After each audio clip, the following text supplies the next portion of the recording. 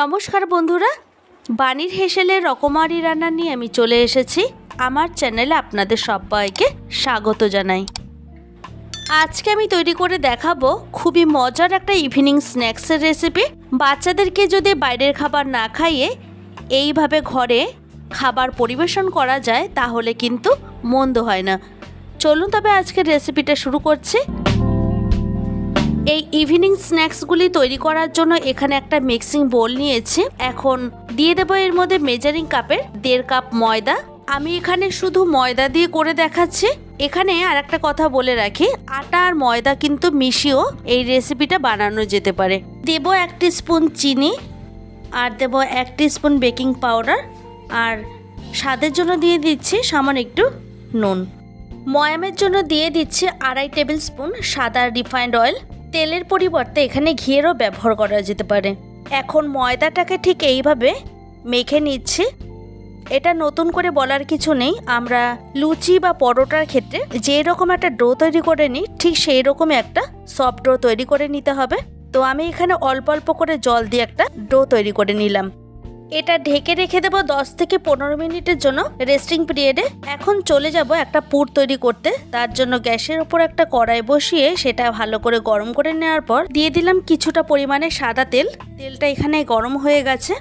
এখন দিয়ে দেবো 1/2 টিস্পুন গোটা জিরে। দিচ্ছে 1/2 ইঞ্চির মতো আদা থেতো করে। এখানে আদা থেতো করার পরিবর্তে বেটেও দিতে পারেন। আর 2টো কাঁচা লঙ্কা কুচি, একটা বড় সাইজের পেঁয়াজ কুচি দিয়ে দিচ্ছি, আর 3 কোয়ার মতো রসুন আমি গ্রেটারে ঘষে দিচ্ছি। গ্যাসের ফ্লেমটাকে একদম লোতে দিয়ে মশলাগুলিকে খুব ভালো করে ভেজে নেব। যখন এই পেঁয়াজ আর রসুনের থেকে কাঁচা গন্ধটা বেরিয়ে যাবে তারপর এর মধ্যে দিয়ে দেব একটা গ্রেট করা গাজর কুচি। আমি এখানে আমার পছন্দ অনুযায়ী সবজিগুলি অ্যাড করেছি। আপনারা আপনাদের পছন্দ অনুযায়ী এখানে আরও কিছু সবজি অ্যাড করতে পারেন।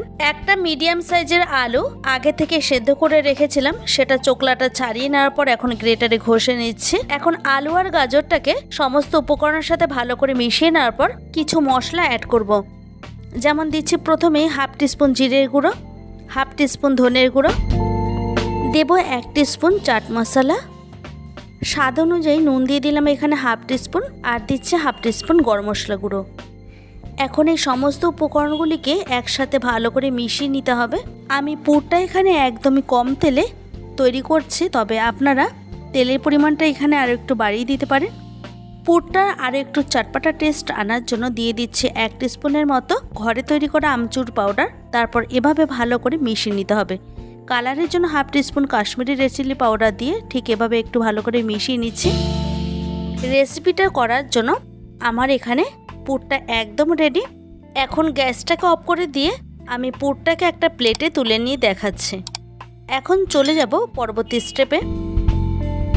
ময়দার ডোটা এখানে খুব সুন্দর সফট হয়ে গেছে। এখন এভাবে আবার একটু ভালো করে মেখে নেব, তারপর লেচি কেটে নেব। যেরকম করে আমরা রুটি বা পরোটার ক্ষেত্রে লেচিগুলি কেটে নিই সেই রকমই আমি একটা লেচি কেটে নিলাম। পরিবারের সদস্য অনুযায়ী এখানে ময়দার পরিমাণটা বাড়িয়ে বা কমিয়ে নিতে পারেন। আমার এখানে লেচি কাটা হয়ে গেল। এখন একটা লেচিকে হাতের মধ্যে ঘুরিয়ে ঘুরিয়ে ঠিক এইভাবে গোল করে নেওয়ার চেষ্টা করছে। এরপর এই লেচিটাকে একটু বাটির মতো শেপ দিয়ে নেব। সবজির পরোটা তৈরি করার সময় আমরা লেচির মধ্যে যেরকম পুর ভরে নিই আমি ঠিক সেই রকমই পুরটাকে ভরে নিচ্ছি। এখানে 1 চামচের মতো পুর লেচিটার মধ্যে ভরে নিচ্ছে। এখন লেচিটাকে ঠিক এইরকম ভাবে সিল করে নেব। মুখটাকে খুব ভালো করে যদি আটকে না দিই তাহলে পরবর্তীকালে যখন এগুলি ভাজবো তো পুরটা বেরিয়ে যেতে পারে। আমি ঠিক এইরকম ভাবে মুখটাকে বন্ধ করে দিয়ে তারপর হাতের মধ্যে ঘুরিয়ে ঘুরিয়ে একটু লম্বাটে শেপ দিয়ে নিচ্ছি। সামনেটা একটু সরু রেখে দিয়ে পিছনটা চওড়া করে দিলাম। এরপর হাত দিয়ে একটু চেপে চেপে চ্যাপটা করে দিচ্ছি। এখন কাঁচির সাহায্যে ঠিক এইভাবে গাটাকে আমি কেটে নিচ্ছি। আপনারা দেখতে থাকুন আমি কিভাবে ডিজাইনটা তৈরি করছি। আমি এখানে আমার মনের মতো ডিজাইনগুলি তৈরি করে নিচ্ছি। আপনারা আপনাদের মনের মতো ডিজাইনটাও তৈরি করে নিতে পারেন। এই ধরনের রেসিপিগুলি বাচ্চারা খুবই পছন্দ করে। এছাড়া বাড়িতে যদি হঠাৎ কোনো গেস্ট আসে এই রেসিপিটা তৈরি করে দিতে পারেন। তো আমি এইভাবে ডিজাইনটি তৈরি করে নিলাম। এখন সামনের দিকটা মুখটা তৈরি করার জন্য কাঁচি দিয়ে একটু কেটে নিয়েছি। এখন চোখের শেপটা দেওয়ার জন্য আমি 2টো গোলমরিচ ব্যবহার করছি। দেখুন আমি গোলমরিচটাকে এইভাবে লাগিয়ে দিচ্ছি। তো আমার এটা তৈরি হয়ে গেল। একই রকমভাবে আমি প্রত্যেকটা তৈরি করে নেব। আমি আরও একটা তৈরি করে দেখাচ্ছি।